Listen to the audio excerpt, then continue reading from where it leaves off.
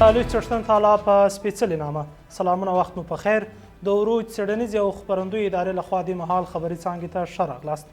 نن چهارشنبه د 1403 کال د ثور میاشتې 5مه نیټه ده. د هرات سیمه ییز چارواکي وایي چې د دغه ولایت په زندجان ولسوالۍ کې 93 جوړ شوي کورونه زلزله ځپلو ته وسپارل شول. د راپورونو له مخې هرات ولایت کې زلزله ځپلو ته د کورونو جوړولو چارې لا هم روانې دي او د روغتیايي مرکزونو او ښوونځیو ترڅنګ به شاوخوا 1000 نور کورونه هم جوړ شي.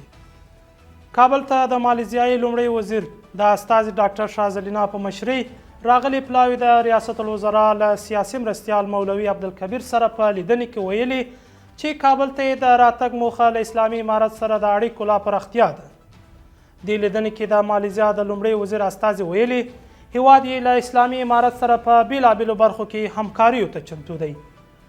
دغه راز زیات پلاوي زیاته کړې چې پر اسلامي امارت د بندیزونو سربیره افغانستان په بیلابیلو برخو کې ښه پرمختګونه کړي، خو په خبرې نړیوالې رسنۍ د دې لاسته راوړنو د پیکه کولو هڅه کوي.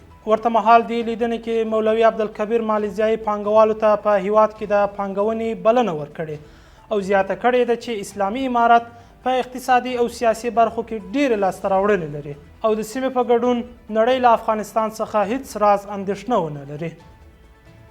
د صنعت او سوداګرۍ سرپرست وزیر نورالدین عزیزي په مشرۍ او د بهرنیو چارو، کانونو او پټرولیم، کرنې او مخابراتو وزارتونو او د افغانستان بانک او اوسپنې پټلۍ ملي ادارې د استازو په ګډون بین الوزارتي ناسته کې له ترکمنستان او قزاقستان سره د راتلونکو ناستو پر اجنډا خبرې شوې. د صنعت او سوداګرۍ سرپرست وزیر دغه راتلونکي ناستې د سوداګریزو اړیکو او د ترانزیتي اسانتیاو د رامنځته کولو په برخه کې اړینې بللې او ټینګار یې کړی چې ښې پایلې به ولري.